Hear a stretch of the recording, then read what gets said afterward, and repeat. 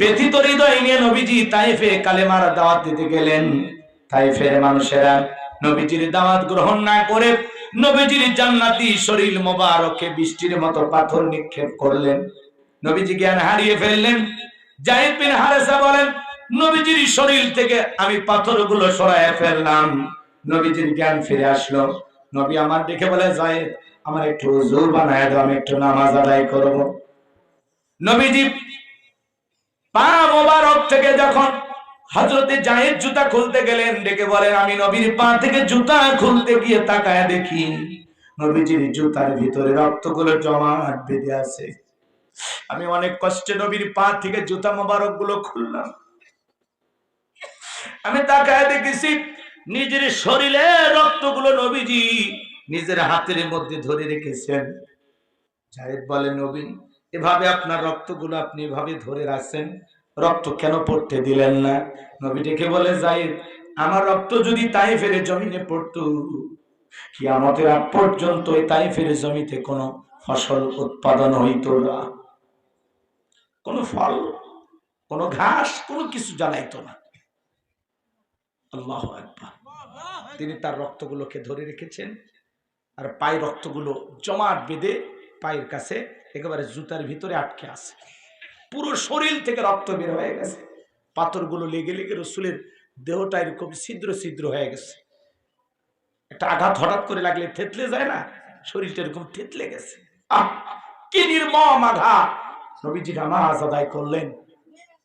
আমার ভাইরা, আসমান থেকে জিবরাইল এসে বলে, নবী আপনি শুধু একবার অর্ডার দেন, যে তাইফের মানুষের আপনার উপরে পাথর নিক্ষেপ করেছে, পাহাড় চাপা দিয়ে ওই তাইফের মানুষকে আজকে ধ্বংস করে দেওয়া হবে। আল্লাহ রাসূল বললেন, জিবরাইল তাইফের মানুষ আমাকে না চিনে পাথর নিক্ষেপ করেছে, আজকে যদি পাহাড় চাপা দিয়ে তাদেরকে ধ্বংস করে দাও, আমি নবী কার কাছে কালেমার দাওয়াত দিব? আমি তাইফের মানুষকে মাফ করে দিলাম, তুমি আমার আল্লাহকে জানায়া দাও, আমার আল্লাহও যেন তাইফের মানুষকে মাফ করে দেয়। এই জন্য নবী হলেন রাহমাতাল লিল আলামিন। কত দয়া, কত মায়া! সুবহানাল্লাহ, সুবহানাল্লাহ। আমার ভাইয়েরা, নবীজি ব্যথিত হৃদয় নিয়ে চলে আসলেন বাড়িতে। তাইফ থেকে নবীজি যখন মক্কায় চলে আসলেন, আসমান থেকে 19 দিন পর্যন্ত জিবরাইল আসে না, নতুন কোন আয়াত নাজিল হয় না। কাফেররা সমালোচনা শুরু করে দিল, ও নবীর সাহাবীরা, কি ব্যাপার তোমাদের নবী তো নতুন কোন আয়াত বা সূরা পাঠ করে শোনায় না, নাকি তার উপরে যে জিন ভর করেছিল সেই জিনটা বিদায় নিয়েছে? জোরে কর নাউযুবিল্লাহ। আলোচনা বুঝতে হলে একটু ধৈর্য ধরেন, সামনে গেলে মজা পাবেন। গোছায় উঠি নাকি কম? হ্যাঁ, এটা তোর মেশিন না, উঠে কি তিরিং বিরিং করবে নাকি কম? যুবক যারা আসছে, বাবা একটু অপেক্ষা করো, অনেক কথা আছে তোমাদের জন্য। মা বোন যারা আছেন, মা নিরাশ হবেন না, আপনাদের জন্য কিছু আলোচনা হবে, কথা বলেন ঠিক না? আমার ভাইয়েরা গভীর মনোযোগ দিয়ে কথাগুলো শুনে যান।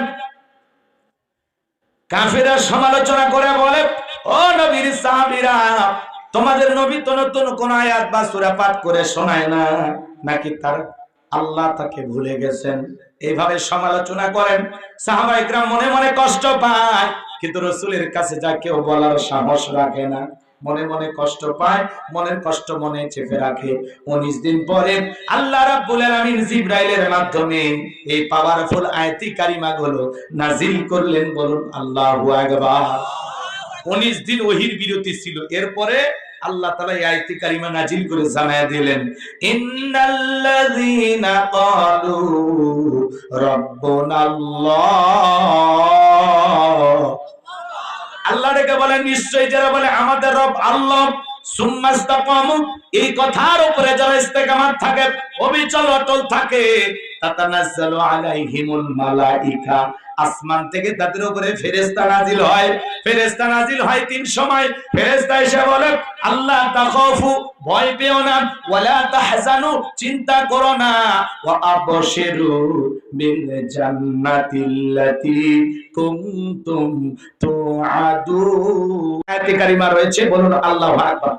তাহলে আর কোনো ভূমিকা নাই, কোনো কথা নাই, ডাইরেক্ট এবার শুরু। জবান ছেড়ে সবাই আমার সঙ্গে মহব্বতে তেলাওয়াত করুন। আউযু বিল্লাহি মিনাশ শাইতানির রাজীম। বিসমিল্লাহির রাহমানির রহিম। বিতাড়িত মুর্দার শয়তানের কাছ থেকে আল্লাহ পাকের কাছে আশ্রয় প্রার্থনা চাচ্ছি। পরম করুণা সীম দয়ালু আল্লাহ তাআলার নামে শুরু করছি। আমার আল্লাহ রাব্বুল আলামিন বলেন, ইন্নাল্লাযীনা ক্বালু রাব্বুনাল্লাহু সুম্মা ইসতাকামু তাতানাজ্জালু আলাইহিমুল মালাইকাতু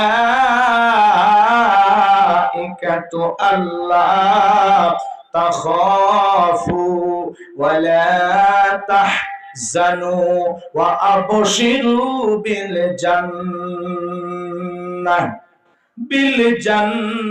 জান্নাতিল্লাতী কুনতুম তুআদুন। আরেকটু জোরে বলুন আল্লাহু আকবার। যে কোনো আয়াত বা সূরার তাফসীর করতে হলে কোন প্রেক্ষাপটে কোন সময় আল্লাহ তাআলা সেই সূরাটি বা আয়াতটি নাজিল করেছেন, সেই নাজিলের প্রেক্ষাপট জানার দরকার আছে না?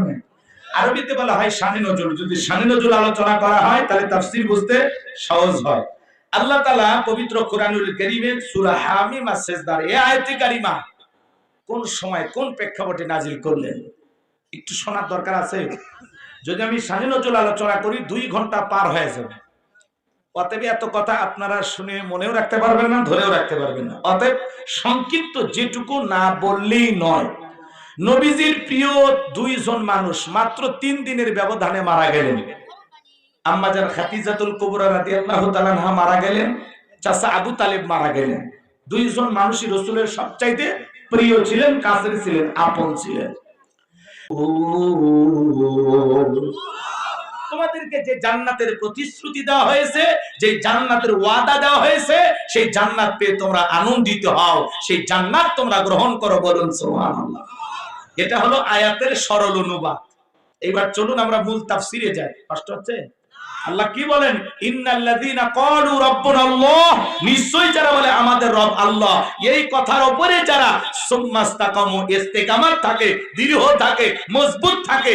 আপনাদের এলাকায় রাস্তা আছে বাজান, এই রাস্তার ধার দিয়ে আপনারা 2 গাছ লাগান, গাছ লাগান, কথা কয় না? 2 ধারে গাছ লাগান না? যখন ঝড় আসে আইলা, নারগিস, হুদহুদ, ফনি, ফনি, মিগজাম, ডানা, মিথিলি, এই যে নানান ধরনের ঘূর্ণিঝড় যখন আবিষ্কার হয়